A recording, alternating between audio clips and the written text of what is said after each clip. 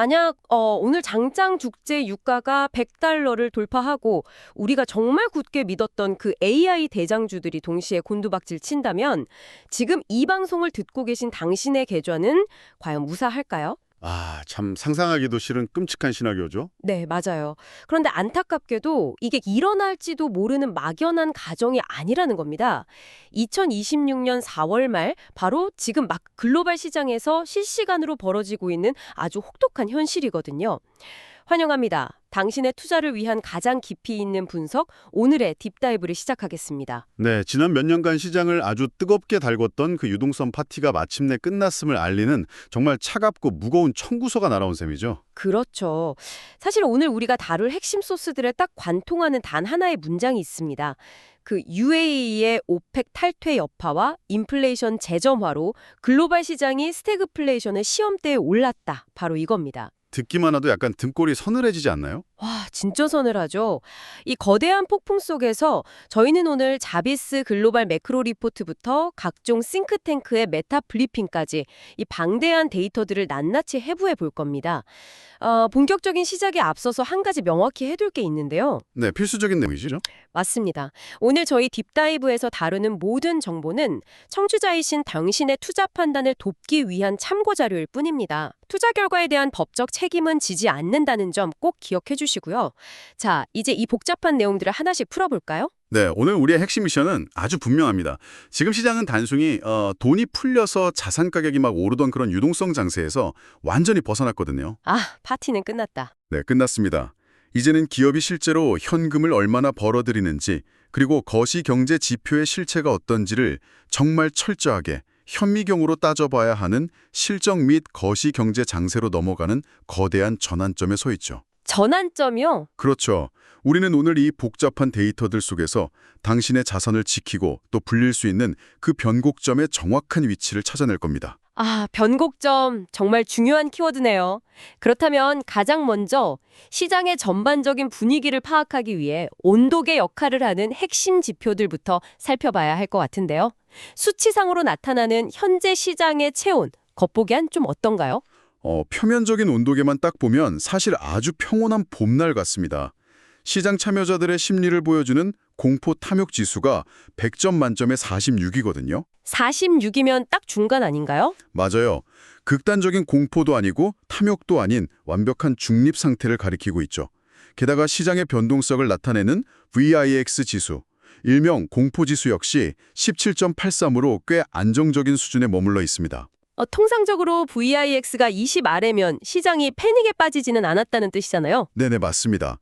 17.83이면 숫자만 놓고 봤을 때는 사람들이 딱히 두려움에 떨고 있지는 않다는 건데 이게 참 이상하단 말이죠. 제가 환율이나 금리 지표를 봤을 때는 도저히 뭐랄까 평온하다는 느낌을 받을 수가 없었거든요. 아, 정확한 지적이십니다. 이게 온도계를 표면이 아니라 저기 시면으로 조금만 깊숙이 찔러 넣으면 이야기가 완전히 달라지거든요. 원달러 환율을 한번 보시죠. 현재 1,473원에 도달했습니다. 1,473원이요? 와, 진짜 높네요. 네, 1,400원대 후반이라는 건 단순한 일일 변동이 아니에요. 외국인 자본이 썰물처럼 빠져나갈 수 있는 위험 수위를 훌쩍 넘긴 그야말로 비상사태 수준입니다. 야, 환율 1,473원이면 제가 이 엇갈리는 지표들을 보면서 딱 떠오른 비유가 하나 있거든요. 어떤 비유죠? 마치 호수 위에서는 우아하게 떠있는 오리 같은데 물밑에서는 가라앉지 않으려고 미친 듯이 발차기를 하고 있는 상황 같아요. 아주 찰떡 같은 비유네요. 그렇죠. 지표상으로는 VX가 낮아서 겉보기엔 엄청 평온해 보이지만 환율이나 지금 채권 금리가 치솟는 걸 보면 내부적으로는 스마트머니들이 이미 위험 자산을 버리고 달러나 방어주로 급격히 피난을 가고 있는 건 아닌가요? 핵심을 찌르셨습니다. 물밑에서는 이미 거대한 자본의 대이동이 일어나고 있죠. 여기서 정말 흥미로운 점은 채권 시장의 기대 인플레이션, 그러니까 BEI 지표에서 나타나는 기현상입니다. 기현상이요?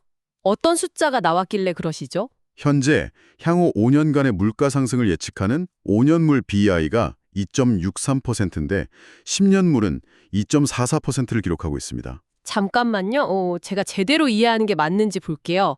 단기인 5년 후의 물가 상승률 전망치가 장기인 10년 후의 전망치보다 더 높다는 건가요? 맞습니다.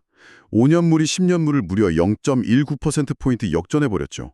와, 이게 말이 되나요? 그러니까 당신이 채권 투자자라고 한번 상상해 보세요. 10년이라는 아주 긴 세월 동안 내 돈을 묶어두려면 5년보다 훨씬 더 많은 불확실성을 감수해야 하잖아요. 그렇죠. 당연히 프리미엄을 더 받아야죠. 네, 더 높은 인플레이션 보상을 요구해야 정상입니다. 그런데 이게 역전됐다는 건 무슨 뜻일까요?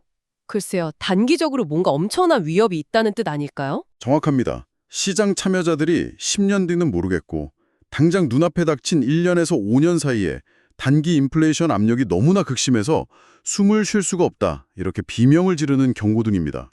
아, 확 와닿네요. 당장의 불이 너무 뜨거워서 저 먼 미래의 걱정을 사치라는 거군요. 그렇다면 아까 VIX 지수가 17.83으로 평온해 보인다는 건 완전한 착시 현상이네요. 네, 우리는 이런 상태를 중립적 불안이라고 부릅니다. 팽팽한 줄다리기를 한번 상상해 보세요. 줄다리기요? 네, 양쪽에서 엄청난 근육을 쓰면서 진짜 죽을 힘을 다해 당기고 있어서 가운데 묶인 빨간 리본은 그냥 가만히 멈춰 있는 것처럼 보이잖아요. 아, 겉보기엔 안 움직이는 것처럼? 그렇죠. VIX가 17.83인 이유는 주가가 오를 것이라 믿는 탐욕과 떨어질 것이라 믿는 공포가 어마어마한 자금력으로 완벽하게 맞붙어 있기 때문입니다. 평온에서 멈춘 게 아니라 힘의 균형이 극에 달한 거죠. 와, 무섭네요.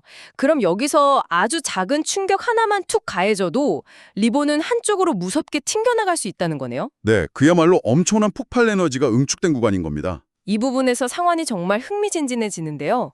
방금 말씀하신 그 작은 충격이 될 만한 요소들이 이미 전 세계 곳곳에서 연쇄적으로 터져나오고 있잖아요. 맞습니다. 기대 인플레이션을 이렇게 미친 듯이 치솟게 만든 근본적인 뇌관들 말이죠. 여러 싱크탱크 컨센서스를 연결해보면 우리는 지금 단순한 악재가 아니라 서로 꼬리를 무는 3대 복합 위기를 마주하고 있거든요. 네, 그 도미노의 첫 번째 타격이자 가장 강력한 충격은 바로 에너지 시장에서 시작됐습니다. 중동 문제죠. 맞아요. UAE가 결국 오펙을 탈퇴하겠다는 선언을 하면서 중동의 지정학적 질서가 크게 흔들리고 있고 설상가상으로 이란과 미국의 갈등까지 고조되고 있습니다. 그러게요. 뉴스만 틀면 그 얘기가 나오더라고요. 그 결과 국제유가가 배럴당 100달러 선을 아주 맹렬하게 위협하고 있죠.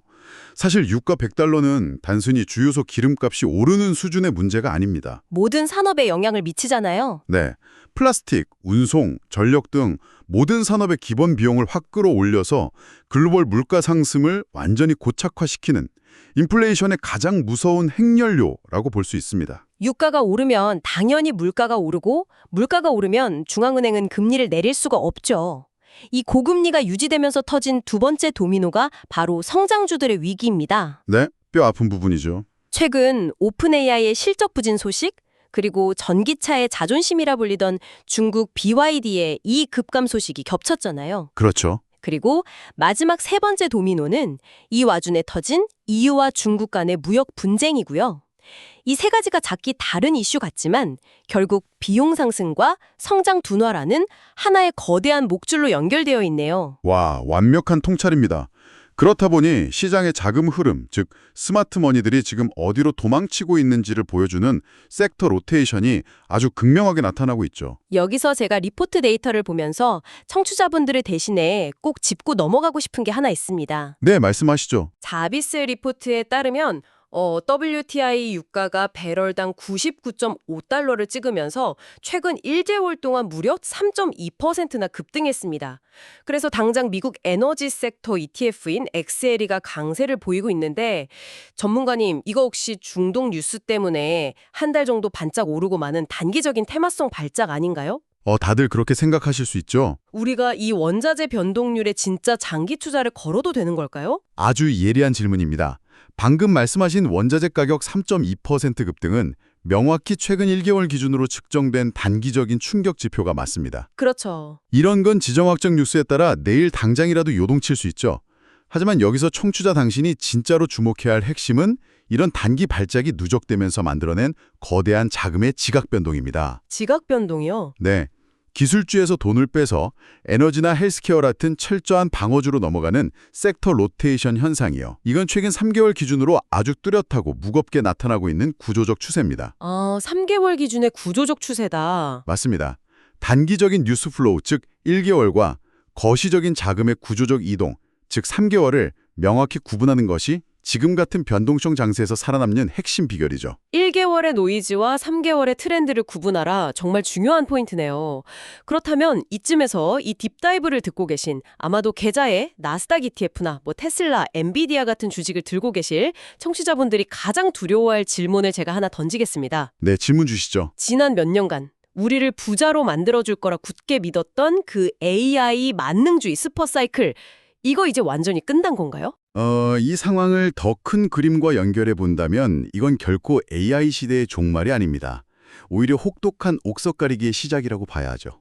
옥석가리기요? 네, 과거 닷컴 버블 때 회사 이름에 닷컴만 붙어도 묻지마 투자가 몰렸던 거 기억하시죠? 엄청났죠, 그때. 최근엔 AI라는 단어만 들어가면 실적이 없어도 주가가 폭등했잖아요.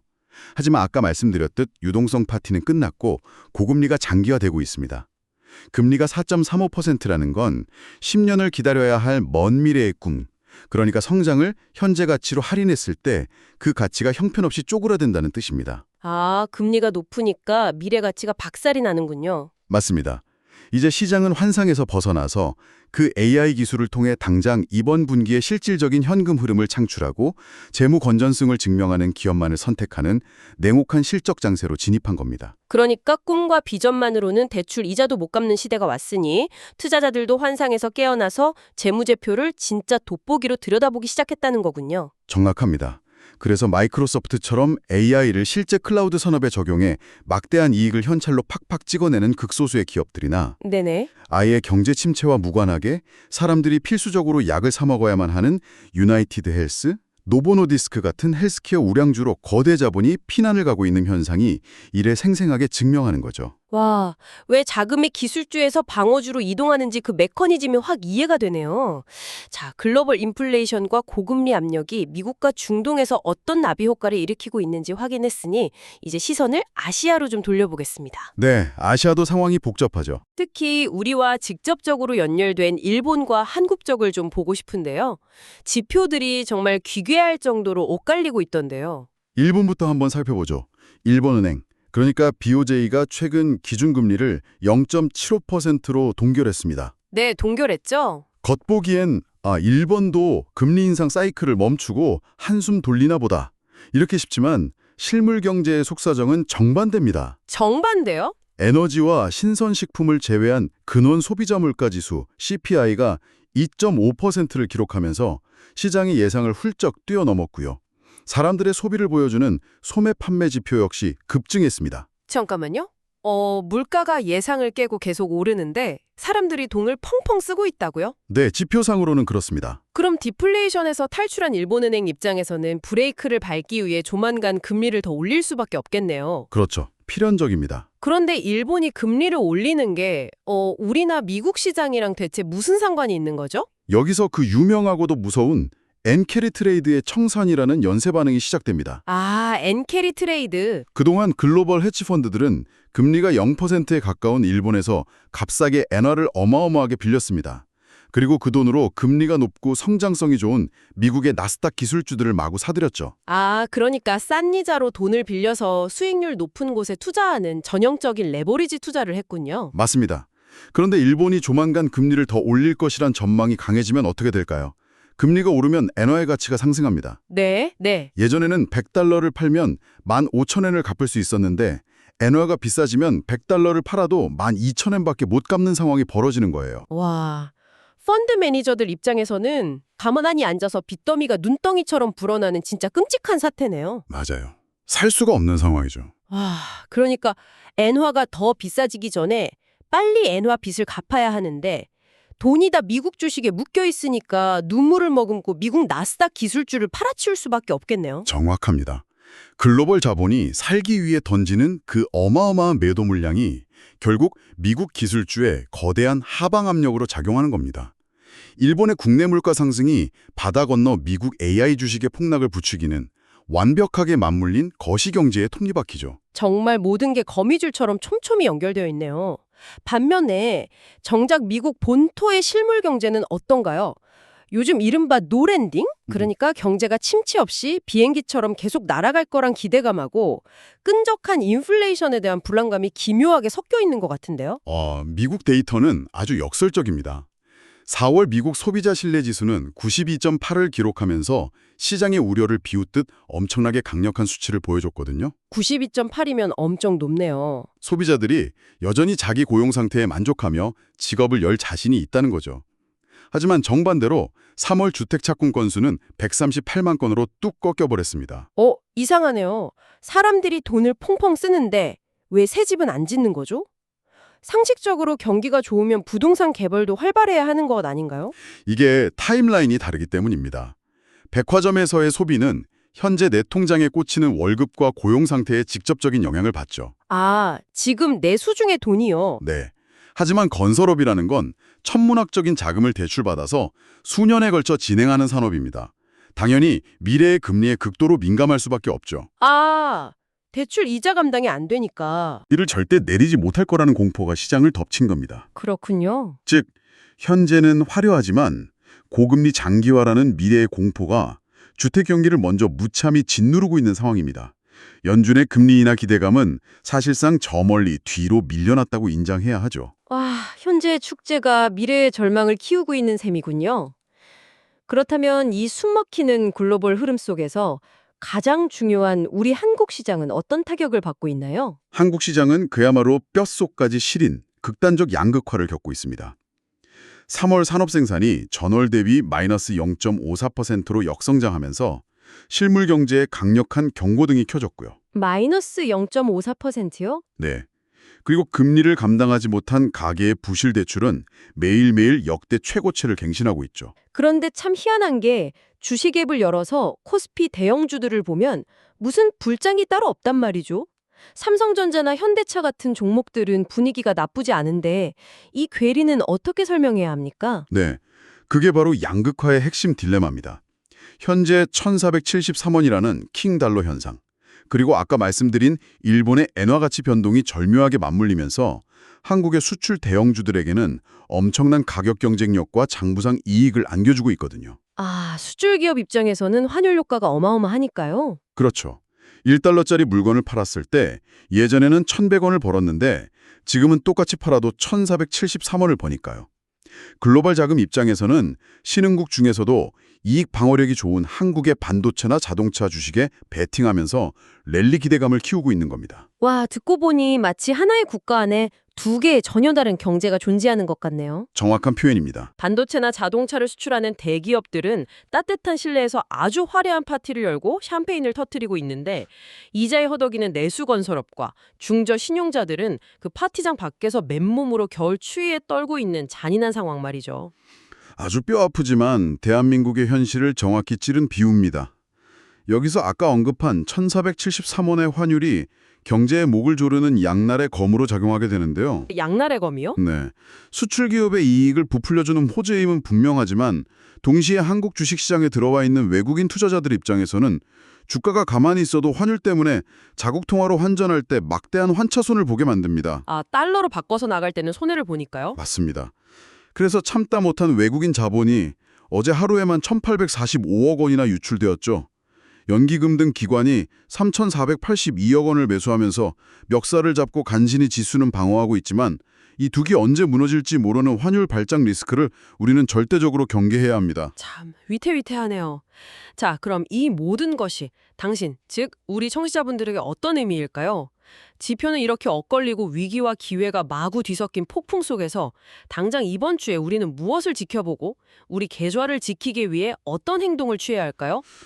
이 지점에서 우리는 정말 중요한 질문을 던져야 합니다.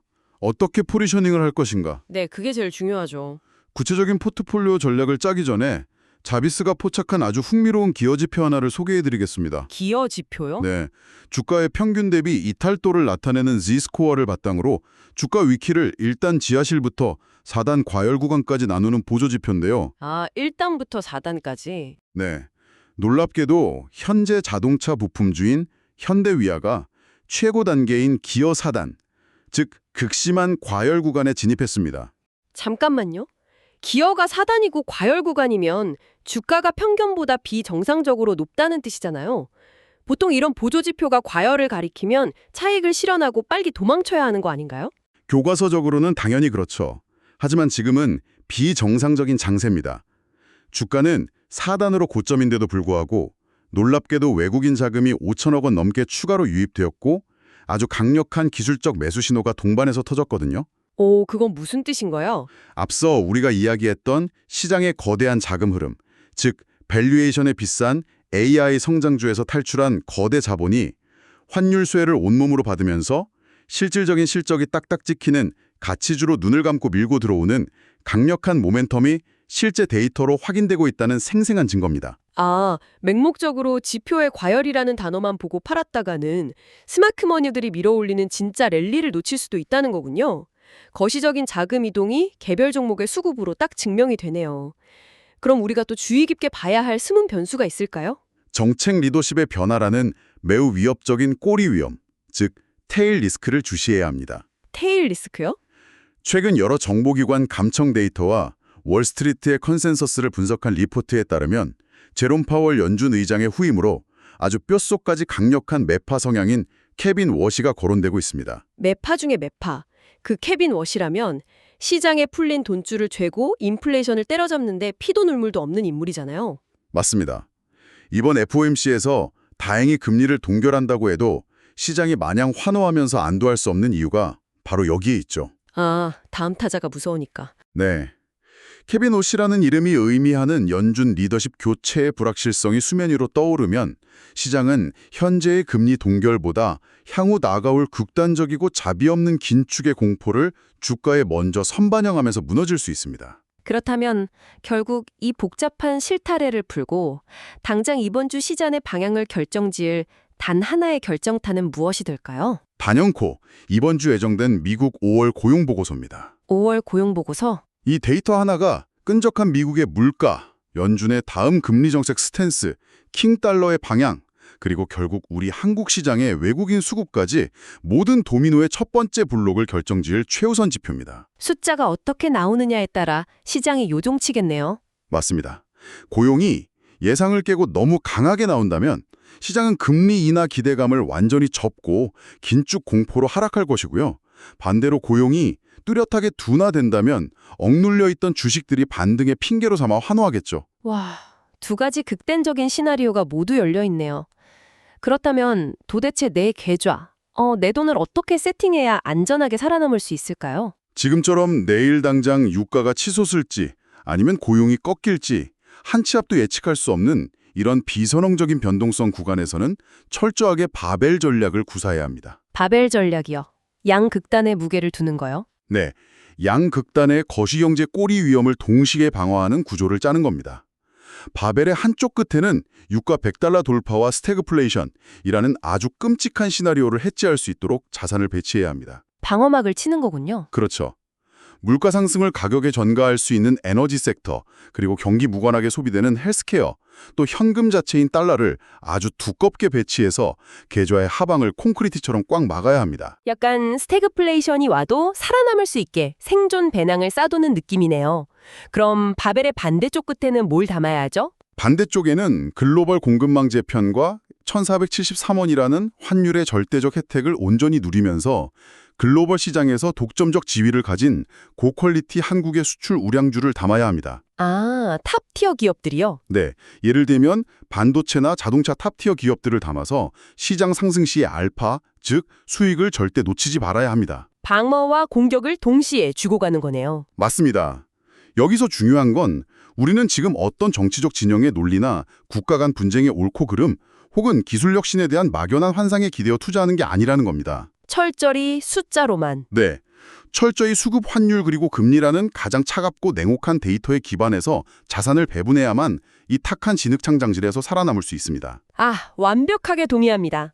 어느 한쪽의 장밋빛 미래나 극단적 공포에만 쏠린 그런 예측 투자는 지금처럼 지표가 서로 막 모순을 일으키는 시장 앞에서는 계좌를 녹이는 독이 될 뿐이니까요. 네, 어설프게 양쪽의 특성을 모두 섞어놓은 중간지대의 애매한 자산에 머물거나 아니면 금리 4% 시대에 여전히 이익이 증명되지 않은 테마주를 들고 있는 것이 현재로선 가장 위험한 자살행위라고 볼 수 있죠. 네, 오늘 내용을 좀 짧게 갈무리 해보겠습니다. 2026년 4월 말 현재 글로벌 시장은 모두가 취해 있던 달콤한 유동성 파티의 완전한 종료를 선언했습니다. 네, 확실히 끝났죠. 끈적끈적하게 떨어지지 않는 단기 인플레이션 압력, 유가 100달러를 위협하는 중동의 화약고, 그리고 핵심 자원과 관세를 무기화하는 지정학적 갈등이 거대한 톱니바퀴처럼 맞물리면서 정말 전례 없는 복합 위기를 만들어내고 있죠. 맞습니다. 1970년대 투자자들을 아주 절망에 빠뜨렸던 스태그플레이션이라는 유령이 다시 회회하기 시작한 아주 서늘한 시점입니다. 네, 그래서 마지막으로 이 깊고 무거운 딥다이브를 끝까지 함께 해주신 당신에게 약간 도발적인 질문을 하나 던지면서 마무리하고 싶습니다. 오, 기대되는데요? 잃어버린 수십 년이라 불리던 일본이 마침내 디플레이션의 늪에서 깨어나서 드디어 금리의 고삐를 죄기 시작했습니다. 동시에 세계의 공장이었던 중국은 전기차와 히토류를 무기화하면서 글로벌 공급망의 목줄을 서서히 옥죄고 있죠. 네, 엄청난 변화죠. 혹시 우리는 지난 20년간 우리가 진짜 공기처럼 당연하게 여겼던 그 값싼 돈과 값싼 물건의 시대가 영원히 종말을 고하는 그 거대한 역사적 변곡점의 한복판에 서 있는 것은 아닐까요? 아, 정말 묵직한 질문이네요. 당신의 포트폴리오는 이 낯설고 춥고 새로운 시대에 맞설 완벽한 준비가 되어 있습니까? 오늘 준비한 분석은 여기까지입니다. 당신의 귀한 시간을 내어주셔서 감사합니다. 시장의 지표가 아무리 탁해지고 막 요동치더라도 저희는 다음 딥다이브에서도 당신의 계절을 밝혀줄 가장 날카롭고 가치 있는 인사이트만을 데이터에서 추출해서 다시 찾아오겠습니다. 그때까지 현명한 투자하시길 바랍니다.